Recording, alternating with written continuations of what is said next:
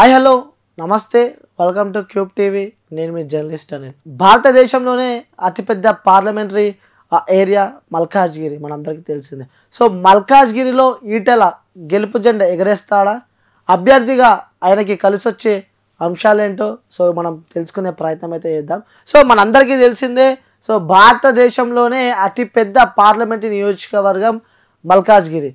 So అక్కడ BJP అభ్యర్థిగా ఈటెల రాజేందర్ బరిలో ఉన్నారు. సో తను ఎంత మెజారిటీతో గెలుస్తాడు, సో ఎలా అక్కడ మల్కాజ్గిరి ప్రజలు ఈటెల రాజేందర్ వైపు ఎలాంటి మొగ్గు చూపబోతున్నారు సో తెలుసుకునే ప్రయత్నం అయితే మనం చేద్దాం. సో ఈటెల రాజేందర్ ఒక బీసీ సామాజిక వర్గానికి చెందిన వ్యక్తి, ఒక మంచి క్రేజ్ ఉన్న, మంచి పాపులారిటీ ఉన్న ఒక పొలిటీషియన్. బీసీకి సంబంధించి ఆ నాయకులలో కూడా ప్రతి ఒక్కరు గుర్తుపడే ఆ వ్యక్తి ఈటెల రాజేందర్. సో మనందరికీ తెలిసిన విషయమే, తను మంత్రిగా పనిచేసిన అనుభవం ఉంది, అలాగే తను ఎమ్మెల్యేగా పనిచేసిన అనుభవం ఉంది. రీసెంట్గా తను కేసీఆర్ పై కూడా తను పోటీ చేసి తను ఓడిపోయాడు గజ్వేల్లో, అలాగే హుజురాబాద్లో కూడా తను ఓడిపోయినప్పటికీ సో మళ్ళీ మల్కాజ్గిరిలో తను ఎంపీగా పోటీ చేయబోతున్నాడు. సో దీనికి సంబంధించి కూడా అక్కడ మల్కాజ్గిరికి సంబంధించి కూడా అక్కడ ఎవరెవరు ఏ అభ్యర్థులు అక్కడ బరిలో ఉన్నారు అని చెప్పే ప్రయత్నం అయితే నేను చేస్తా. బీఆర్ఎస్ పార్టీ విషయానికి వస్తే మాత్రం రాగిడి లక్ష్మారెడ్డి అనే వ్యక్తి కూడా అక్కడ పోటీ చేస్తున్నాడు మల్కాజ్గిరి నియోజకవర్గానికి సంబంధించి. సో తను గతంలో కూడా కాంగ్రెస్ పార్టీ నుంచి ఎమ్మెల్యే టికెట్ ఆశించిన వ్యక్తి, తనకి ఎమ్మెల్యే టికెట్ రాకపోవడంతో కూడా తను బీఆర్ఎస్ పార్టీలో జాయిన్ అయిన తర్వాత కూడా తనకి ఇప్పుడు మల్కాజ్గిరి నుంచి కూడా ఒక అభ్యర్థిగా తనని దింపిన విషయం మనందరికీ తెలిసింది. అలాగే ఇక్కడ బీజేపీ విషయానికి వస్తే ఈటెల రాజేందర్, అలాగే ఇంకా కాంగ్రెస్ విషయానికి వస్తే కూడా సునీతా మహేందర్ రెడ్డి అక్కడ ముగ్గురు పోటీలో ఉన్నారు. సో అయితే రీసెంట్గా ప్రధాని మోడీ మల్కాజ్గిరిలో ఒక రోడ్ షో నిర్వహించిన విషయం మనకు తెలిసిందే. తన పార్టీ అభ్యర్థి గెలిస్తే ఎలా అభివృద్ధి చేస్తాడంటూ కూడా చాలా మాటలు చెప్పాడు. సో ఎలా గెలిస్తే ఏ విధంగా చేస్తాము, ఎలాంటి డెవలప్మెంట్స్తో మేము ముందుకు తీసుకెళ్తాము అని చెప్పి కూడా మొన్న మోడీ వచ్చిన సభలో కూడా తను చెప్పే ప్రయత్నం అయితే చేసారు. ఆ సభ తర్వాత కూడా బీజేపీకి ఒక మంచి పాజిటివ్ వైబ్స్ వచ్చినట్టు మనకు తెలుస్తుంది. సో మరోవైపు ఇది ఇలా ఉంటే మరోవైపు దేశమంతా మోడీ మనియా, అలాగే మూడోసారి మోడీ కూడా మళ్ళీ ప్రధాని అవుతాడు, మళ్ళీ ఈసారి కూడా పక్క నరేంద్ర మోడీనే అని చెప్పి కూడా అనేక సర్వేలలో మనకు తెలుస్తుంది.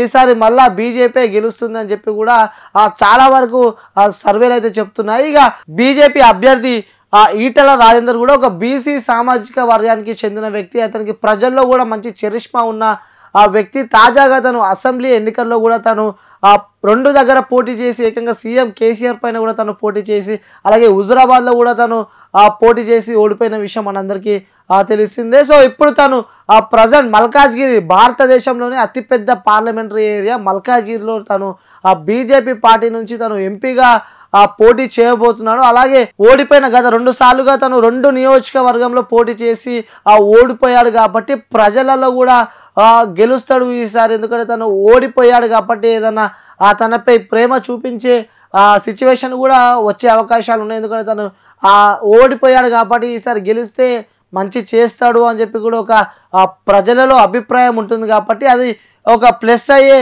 అవకాశాలు అయితే ఈటెల రాజేందర్కు ఉన్నాయి. ఎందుకంటే ఇక్కడ కేసీఆర్ లాంటి బలమైన నేతల్ని కూడా ఎదురించి ప్రశ్నించే సత్తా ఉండడంతో ఆయన అంశాలు కూడా ఈటెల రాజేందర్కి ప్లస్ అయ్యే అవకాశాలు ఉన్నాయి. కాంగ్రెస్ పై ప్రజలలో మొదలైన వ్యతిరేకత కూడా బీజేపీకి ఓటుగా మారే అవకాశం ఉన్నట్టు మనకు తెలుస్తుంది. ఎందుకంటే 100 రోజుల్లో అలాగే ఈ రోజుకి 125 రోజులు కాబట్టి వచ్చిన తర్వాత కూడా కొన్ని పథకాలు కూడా వాళ్ళు సరిగా అందించలేక ఉన్నారు అని చెప్పి కూడా ప్రజలలో రైతులలో కూడా కొంచెం అసంతృప్తి ఉన్నట్టు మనకు తెలుస్తుంది. ఇక కాంగ్రెస్ పార్టీ విషయానికి వస్తే కూడా పట్నం సునీతా మహేందర్ రెడ్డి వీళ్ళు కూడా ఇప్పుడు మల్కాజ్గిరికి సంబంధించి కూడా వాళ్ళు బరిలో ఉన్నారు. కాంగ్రెస్ పార్టీ వాళ్ళు కూడా రీసెంట్గా బీఆర్ఎస్ పార్టీకి రాజీనామా చేసి కూడా కాంగ్రెస్ పార్టీలో జాయిన్ అయిన వెంటనే వాళ్ళు అక్కడ చెవెళ్ళ నుంచి వాళ్ళు అడిగినట్టు మనకు తెలుస్తుంది. కానీ అక్కడ రంజిత్ రెడ్డి జాయిన్ కావడంతో కూడా ఇక్కడ మల్కాజ్గిరి సీట్ ఇక్కడ వీళ్ళకు సునీతా మహేందర్ రెడ్డి కూడా కేటాయించినట్టయితే మనకు తెలుస్తుంది. ఇక ముఖ్యంగా సునీతా మహేందర్ రెడ్డి విషయానికి మాట్లాడుకున్నట్టయితే వాళ్ళు ఇక్కడ లోకల్ వాసి కారు వాళ్ళు, ఎందుకంటే నాన్ లోకల్ ఇక్కడ లోకల్ వాళ్ళు కాదని చెప్పి కూడా ప్రజలలో కొంచెం అసంతృప్తి ఉన్నట్టయితే మనకు తెలుస్తుంది. ఇక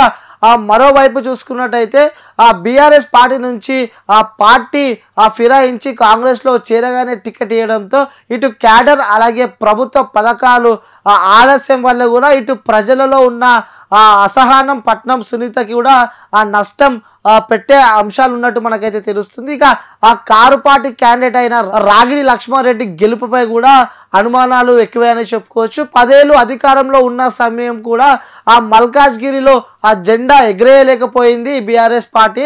10 ఏళ్ళు పదవిలో ఉన్నా కూడా మల్కాజ్గిరిలో గెలవలేకపోయింది. సో ఇప్పుడు అధికారంలోనే లేదు, ఎలా గెలుస్తుందని చెప్పి కూడా ప్రజలలో ఒక క్వశ్చన్ మార్క్ ఉందని చెప్పుకోవచ్చు.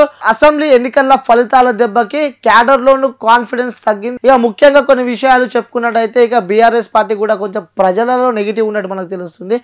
ఉదాహరణ మనకి చెప్పుకున్నట్లయితే రీసెంట్గా ఫోన్ ట్యాపింగ్ ఇష్యూ కూడా తెరపైకి వచ్చిన తర్వాత కూడా ప్రజలలో కూడా ఎక్కడికి వెళ్ళినా ఫోన్ ట్యాపింగ్ ఒక అంశం కూడా బాగా వైరల్ అయిన విషయం మనందరికీ తెలిసిందే. ఈ ఫోన్ ట్యాపింగ్ పక్కన పెడితే కూడా కవిత మాజీ ముఖ్యమంత్రి కేసీఆర్ కూతురు కవిత కూడా తను లిక్కర్ స్కామ్ లో అరెస్ట్ అయ్యి తిహార్ జైల్లో ఉన్న విషయం కూడా మనందరికీ తెలిసిందే. సో ఈ కేసు కూడా బీఆర్ఎస్ పార్టీకి ఒక మైనస్ అయ్యే అవకాశాలు ఉంటాయి. అలాగే గులాబీ నేతలపై కూడా అవినీతి ఆరోపణలు ఎక్కువనే వస్తున్నాయి కాబట్టి సో ఇవి కూడా ప్రజలలో అసంతృప్తి ఉన్నట్టు మనకు తెలుస్తుంది. ఎందుకంటే వాళ్ళు పదవీ కాలం అయిపోయిన వెంటనే కాంగ్రెస్ పార్టీ అధికారంలోకి వచ్చినా కూడా చాలా మంది బీఆర్ఎస్ పార్టీకి సంబంధించిన నాయకులు అలాగే బడా లీడర్లు కూడా వాళ్ళపై అవినీతి ఆరోపణలు కేసు కూడా మనం చూస్తున్నాము. సో చాలా డబ్బులు తీసుకున్నారు, చాలా అన్యాయం చేశారు జనాలని చెప్పి కూడా కొన్ని వార్తలు మనం వింటున్నాం. సో ఇవన్నీ మనం గమనించినట్టయితే మల్కాజ్గిరి గడ్డ ఈటెల అడ్డా అని చెప్పుకోవచ్చు అని అనుకుంటున్నాం. ఎందుకంటే ఇక్కడ రాజకీయ విశ్లేషకులు కూడా చెప్తున్నారు ఈసారి. ఎందుకంటే మనం బలాలు చూసుకున్నట్టు ఇక్కడ కాంగ్రెస్ పార్టీ అభ్యర్థి సునీత మహేందర్ రెడ్డి విషయానికి వస్తే, అలాగే బీఆర్ఎస్ అభ్యర్థి రాగిడి లక్ష్మారెడ్డి విషయానికి వస్తే, అలాగే మల్కాజ్గిరి బీజేపీ అభ్యర్థి ఈటెల రాజేందర్ విషయానికి వస్తే మనము తెలుసుకున్నాం. సో అక్కడ మొత్తానికి ప్రజలైతే ఈటెల రాజేందర్ వైపే మొగ్గు చూపుతున్నట్టయితే మనకి సమాచారం ఉంది. ఇప్పుడు ఆపరేషన్ లేకుండానే మోకాళ్లకు ప్లాస్మా ట్రీట్మెంట్, మీ ఆర్థోపెడిక్ సమస్యలన్నిటికీ రోబోటిక్ టెక్నాలజీ ద్వారా తక్కువ ఖర్చుతో శాశ్వత పరిష్కారం, ఫ్రీ కన్సల్టేషన్, ప్రతి ట్రీట్మెంట్ పై 20% డిస్కౌంట్. ఈ ఆఫర్ కొద్ది రోజులు మాత్రమే, త్వరపడండి. V9 hospitals 9281465842.